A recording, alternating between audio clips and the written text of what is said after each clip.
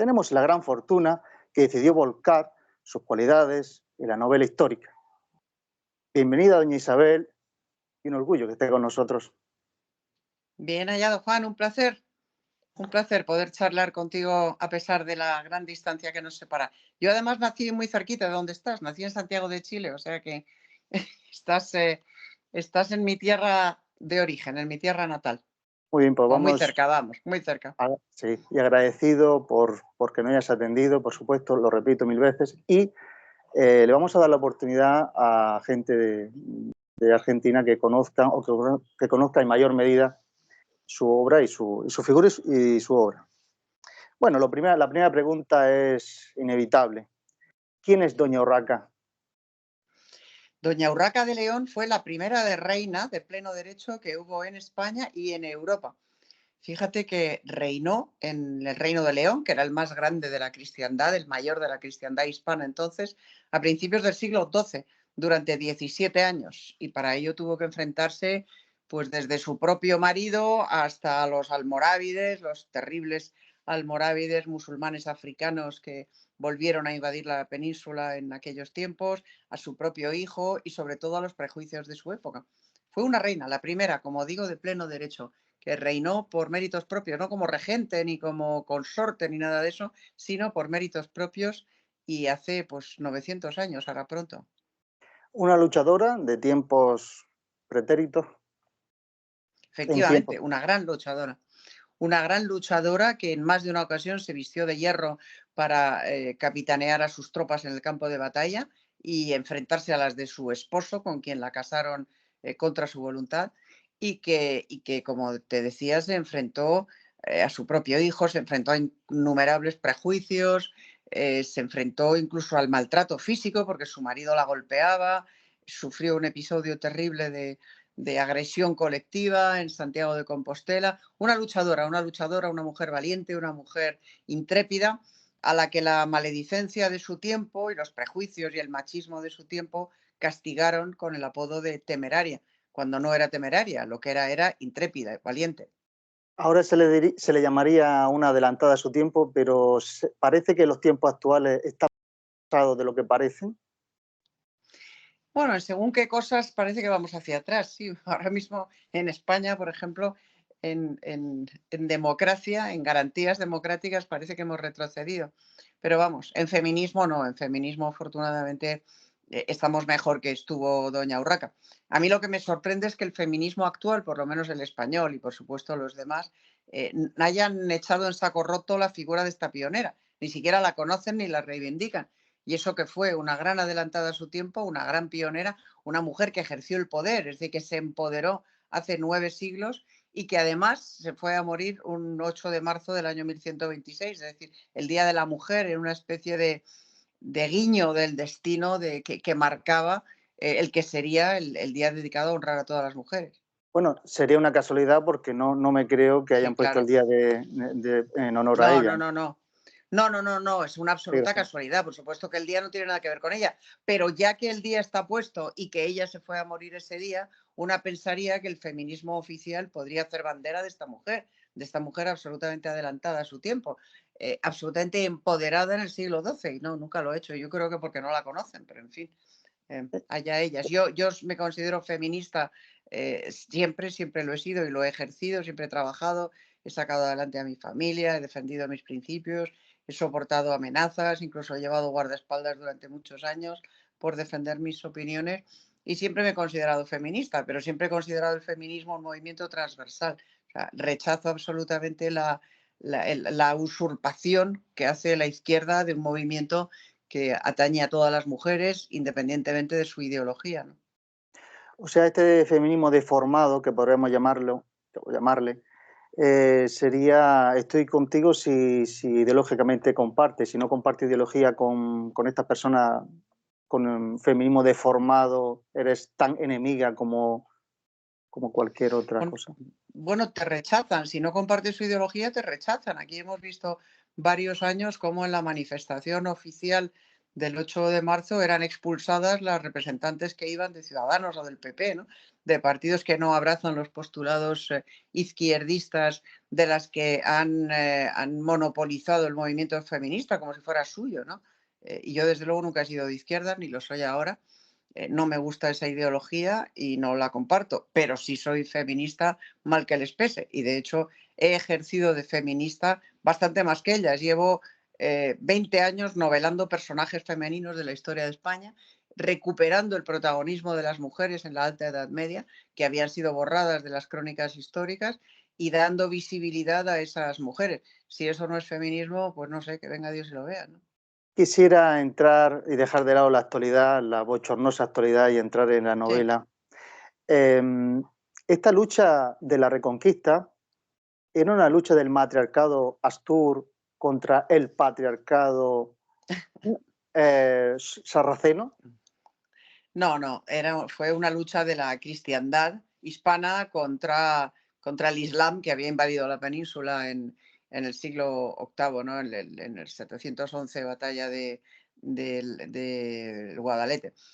Fue una lucha de la cristiandad hispana que resistió atrincherada en las montañas del norte, en lo que hoy son los picos de Europa, en la sierra que hay entre Asturias y Cantabria, junto con los godos que lograron emigrar hasta allí y que iniciaron una lucha que al principio fue muy pequeña, muy modesta. Se fundó el pequeño reino de Asturias, que fue creciendo y avanzando y avanzando. Después se fragmentó en varios reinos cristianos, también se fragmentó el califato musulmán en distintas taifas. Y bueno, ese enfrentamiento se mantuvo durante 8 siglos hasta que la cristiandad logró recuperar todo el territorio de la península ibérica, que había sido el reino visigodo de España, que fue invadido, en el que se fundó lo que se llamó Al-Ándalus, que no fue, como te digo, siempre una entidad unida. Se fragmentó en taifas, etcétera. A veces fue un emirato, después un califato, luego diversas taifas.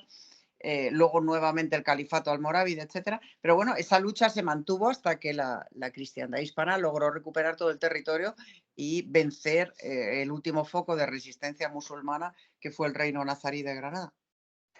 Tengo una tesis un poco estrafalaria, a ver si quiero que me la corrijas o no. Encantado de que me la corrijas.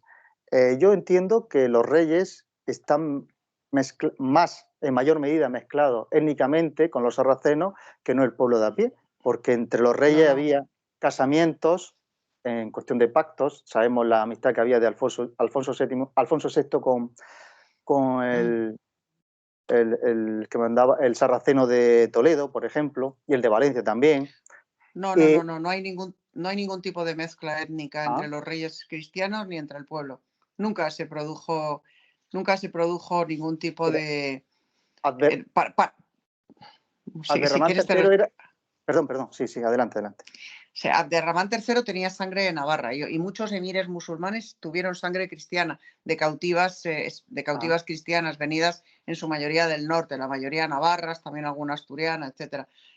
Pero los reyes cristianos no se mezclaron con mujeres moras, entre otras cosas porque hubo muy poca mezcla étnica en la península. Lo que pasó fue que hubo una invasión en la que la tropa, la hueste venida en esa primera invasión de árabes y sobre todo de magrebíes, de lo que se llama moros, de norteafricanos, no fue muy numerosa.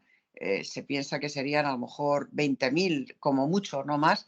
Y lo que pasó fue que la población de origen romano que estaba en Hispania se convirtió en su mayoría, porque tenía muchos beneficios de índole fiscal, etcétera, convirtiéndose. Pero sangre, digamos, árabe y sangre mora en España hubo poca. Y la que hubo fue reculando hacia el sur a medida que avanzaba la Reconquista. Eh, las musulmanas, digamos, que pudieron tener algún trato con los reyes cristianos, como por ejemplo Zaida, una de las esposas, la última esposa de Alfonso VI, era tan blanca o tan occidental, digamos, en términos raciales como tú y como yo. el término de repoblación no lo escucho mucho en la Reconquista y está, yo creo que intencionadamente escondido, por su parte no está escondido, evidentemente, por eso lo estamos entrevistando, el tema de repoblación, y si se lo ha escuchado usted. El término repoblación es un término para camuflar eso que ha explicado usted ahora mismo, Porque si está repoblando es porque no hay esa mezcla, necesita una repoblación. No, es que la repoblación se hizo porque a medida que avanzaba, para empezar, durante mucho tiempo la mayor parte de la península estuvo vacía. Desde la conquista musulmana, que el Valle del Duero quedó prácticamente vaciado, Alfonso I yermó, esa es la expresión que utilizan las crónicas, yermó el Valle del Duero, es decir, se llevó al reino de Asturias a todos los cristianos y mató a los musulmanes que no habían huido al sur, y el Valle del Duero quedó prácticamente desierto. Y en buena parte el del Tajo también, luego ya se fue poblando. Pero a medida que avanzó la Reconquista, la población musulmana o bien se convirtió al cristianismo o bien se marchó. A los reyes cristianos siempre daban la opción a los musulmanes de marcharse, de coger sus cosas, sus enseres que podían llevar consigo y marcharse hacia el sur, hacia los territorios que seguían siendo musulmanes. Y ellos repoblaban esos territorios con gentes venidas del norte cristiano, de Galicia, de Asturias, de Navarra, etcétera, de Aragón, etcétera. O sea, que fueron repoblando la península a medida que iban expulsando a la población musulmana, repoblándola con población cristiana. Por eso, en gran medida, tardó tanto la Reconquista, porque no había mucha gente. La península en ese tiempo estaba muy poco poblada y costaba mucho encontrar gente para instalarse en la frontera y para ir repoblando esos territorios que se iban recuperando. Esta cuestión de la repoblación, o sea, la Reconquista eh, planificadamente se tardó, o sea, premeditadamente se tardó más de la cuenta. O sea, se podía haber No, reconquistado antes y fue un... premeditadamente no, se reconquistó en el ritmo en el que se podía repoblar.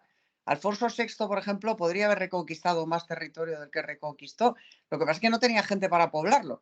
Y ganar una batalla o conquistar una ciudad, si luego no la podías defender, no tenía sentido. O un territorio, no tenía sentido. Para defenderla había que poblarla y para eso había que tener gente con la que poblarla. Y como te digo, había poca gente, ¿no? La población entonces de la España cristiana era muy pequeña, estaba mucho más poblada la España musulmana que la cristiana, en todas cosas porque la cristiana era más, al principio eran zonas más abruptas, más difíciles, ¿no?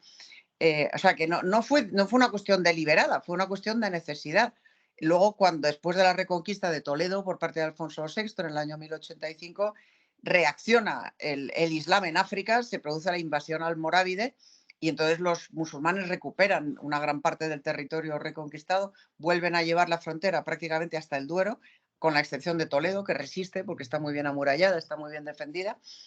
Y bueno, y en esas batallas se produce una grandísima mortandad. Fíjate tú, solo ante los muros de Uclés mueren el infante Sancho, el hijo varón, el único hijo varón de Alfonso VI y 7 condes de Castilla que intentan defenderlo, ¿no? Y una inmensa cantidad de caballeros y peones. También mueren muchos musulmanes, muchos guerreros musulmanes. Estamos en un tiempo de guerras constantes, de enfrentamientos constantes y de aceifas o cabalgadas constantes, es decir, de incursiones moras en territorio cristiano o cristianas en territorio moro para hacer cautivos, apresarlos y venderlos en los mercados de esclavos. Esa era la forma en la que se hacía la guerra en aquella época, en la que se atacaba al enemigo en aquella época, ¿no?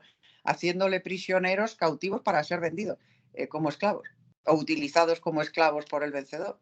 La cuestión del aplazamiento de la tardanza de la Reconquista, recordemos que el poema de Almería fue escrito alrededor del 1145, 1150, y recordemos que Alvar Fáñez, mano derecha, familiar, etcétera, lo que fuere, del Cid Campeador, ya conquistó Almería en el 1100 y pico, por lo tanto, Y luego la perdió. claro, por eso puede ser que fuerzas militares había suficientes como para reconquistar y no había lo que acaba de explicar, que no tenemos el sostén, para sostenerse se sostiene con población, ¿no? Claro, había que conquistar una plaza y luego había que poblarla y defenderla. Había que poner una guarnición en los castillos, había que establecer gentes en los campos, había que poblarla y defenderla. Y para eso hacía falta gente y no había esa gente. Y luego se produjeron dos grandes invasiones. Aparte de la primera, se produjeron dos grandes invasiones más, la de los almorávides y después la de los almohávides. Luego ya la de los benimerines fue frenada en la misma costa, ¿no? Pero dos grandes invasiones que penetraron en la península y que produjeron mucha mortandad y retrocedieron las fronteras. Entonces, la reconquista no fue un fenómeno digamos, progresivo siempre en la misma dirección. Tuvo sus idas y venidas, sus derrotas y sus victorias, pero el mayor problema, o sea, lo que más atrasó, lo que más retrasó la reconquista de todo el territorio perdido en el Guadalete fue la escasez de población. Por eso tuvo tanto mérito la gente que se instaló a vivir en la frontera, que es es la historia a la que yo dedico mi novela anterior, La Dueña, es la historia de una familia que se instala en la frontera y que defiende esa tenencia de frontera, esa pequeña torre que construyen en la frontera del Duero y que les otorga el rey Alfonso V, la tierra a su alrededor y un fuero para que lo pueblen y para que lo defiendan. Así fue Esa como falta, se hizo la reconquista. entonces entendemos que la falta de población había que incentivar de alguna manera a los pobladores, a los colonos, en el buen Claro, sentido de la palabra, claro. y de ahí nacen los fueros, entiendo. De ahí nacen los fueros, efectivamente. Es decir, la repoblación de la península se hizo a base de otorgar fueros, de otorgar derechos y libertades a las gentes que iban a instalarse en esos territorios peligrosos, que a cambio de correr ese peligro obtenían libertad y obtenían tierra con la cual alimentar a sus hijos. Y a medida que estos hijos se multiplicaban y crecían y se quedaban sin tierra, avanzaba la reconquista. O sea, los más pequeños, los desheredados, los que no tenían, los que no tenían tierra, campos que cultivar, se iban desplazando cada vez más hacia el sur, repoblando. Y así fue como la mayor parte de la península ibérica, Castilla, buena parte de León, Extremadura, etcétera, se convirtió en una tierra de gentes libres, ¿no? Aquí no hubo feudalismo porque hasta muy tarde, en algunos lugares concretos, por parte de las órdenes militares y tal, pero el feudalismo que se vivió en Francia o en Alemania o en otros lugares de Europa aquí no se produjo porque esta fue una tierra de gentes libres que obtenían esa libertad y esa tierra suya, se convertían en pequeños propietarios y en gentes libres a cambio de instalarse en esos territorios peligrosos y poblarlos. Se podría decir que el feudalismo donde más caló en España a través de Francia fue en Aragón, más que en Castilla, que era tierra de hombres libres, Castilla. Tampoco ¿Ah? en Aragón caló mucho el feudalismo, lo que sí caló fue el machismo. En Aragón las mujeres no podían reinar, por ejemplo, y en Castilla sí, y en León también, antes de Castilla, ¿no? Antes que Castilla fue León, y allí podían reinar, en Aragón no. No, el feudalismo caló sobre todo en el sur, en Andalucía, en los grandes latifundios que se otorgaron ya al final de la Reconquista a las órdenes militares y a las grandes casas de la nobleza que se habían que habían crecido, que se habían hecho precisamente al calor de esa reconquista y que al final de la misma, cuando ya la ventaja era toda para los cristianos, obtuvieron grandísimos feudos y mucho poder. Y en consecuencia, donde más Pero, caló el feudalismo fue allí pero, y el latifundio, ¿no? pero, doña Isabel, creo yo que donde más caló fue en el País Vasco, porque eso sí que es llevar el feudalismo a No, un independentismo ridículo. Entonces, si eso no es que no, cale el no, no. feudalismo, No, no tiene nada que ver el a ver, independentismo con el nacionalismo o con el feudalismo, nada.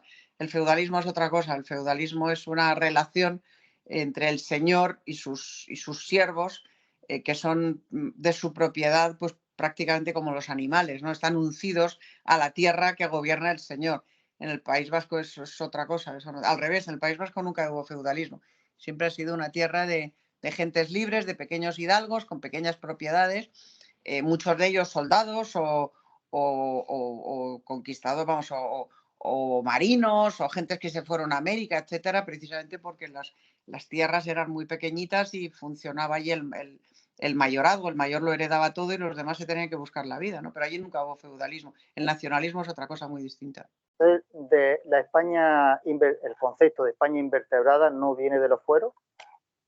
La No, invertebración de España no viene de los fueros. no, la desvertebración de España no tiene que ver con los fueros. La desvertebración de España tiene que ver con la ausencia de un poder integrador, de gobiernos capaces de integrar, de unir al pueblo y con nuestra tendencia histórica al caínismo. No tiene nada que ver con los fueros. Los fueros lo que hicieron fue otorgar libertades y derechos y hacer de España o de buena parte de España una nación de gentes libres y propietarias de sus tierras y no uncidas a la tierra de otros, como pasaba en Francia o en otros territorios. También hay una tesis que va evolucionando conforme se hizo la Reconquista, yendo hacia el sur. Hay otra tesis que evolucionó las libertades y los derechos de las personas y la evolución personal, familiar. ¿No está usted de acuerdo con eso? Que conforme fue reconquistando, el pueblo fue evolucionando a mayor refinamiento, a mayores libertades. ¿Eso no es así? Hombre, a ver, depende, eso no tuvo mucho que ver con... Es verdad que el contacto entre la sociedad cristiana del norte, que estaba más atrasada, sobre todo en los primeros siglos, con respecto al Islam, algunas, por ejemplo, la Córdoba del siglo X de Almanzor era una ciudad de 500.000 de habitantes donde había baños, había bibliotecas, había un refinamiento que no existía en ningún lugar del norte, ¿no? Y es verdad que el encuentro, digamos, de la civilización cristiana o de la sociedad cristiana del norte, más guerrera, más pobre, más inculta, con una parte de la sociedad del sur más culta, más leída, que había conservado más las enseñanzas de los clásicos en materia de medicina, de literatura, etcétera, pues produjo un avance en las sociedades cristianas. A Alfonso VI le gustaba vestirse a la mora y efectivamente, fue muy amigo de uno de los reyes taifas de Toledo, etcétera, etcétera, ¿no? Sí, esa mezcla fue beneficiosa para la cristiandad en términos culturales y fue letal para el mundo islámico, porque en ese refinamiento ellos se debilitaron mucho en el campo militar y fueron mucho más vulnerables al avance de las tropas cristianas, de las fuerzas cristianas. Yo tengo una lucha que yo creo que la voy a perder, que es que el brillo de tanto de, no Córdoba, Córdoba romana, ya era brillante antes de los árabes, antes de los Sí, sin sarracenos. duda, sin Tenía, duda. precisamente, los sarracenos destruyeron la biblioteca de Alejandría que estaba la nueva biblioteca de Alejandría que estaba en Córdoba, la destruyeron ellos mismos. También A, la crearon. a ver, a ver, claro, pues ese es el tema. Si uno crea, uno crea y La otro rompe crearon. la cultura. O sea, lo que quiero decir, perdón, disculpe, si una cultura crea algo y lo destruye, ya la cultura en sí no es una cultura meritoria de crear nada, porque si lo destruye... Bueno, también los cristianos quemaron muchos libros. Ahí no estamos para dar lecciones nadie. Pero A ver, lo que quiere... Perdón, tuvo momentos, es que hubo momentos en ambos bandos. Hubo momentos de esplendor, hubo momentos de tolerancia y hubo momentos de rigorismo y de persecución. Es verdad que Córdoba ya era una ciudad romana importante, al igual que lo era Mérida o Sevilla, otras vale. plazas donde se asentaron los musulmanes. Eran grandes ciudades romanas y los baños, por ejemplo, los crearon los romanos, y las termas y los acueductos, etcétera, etcétera.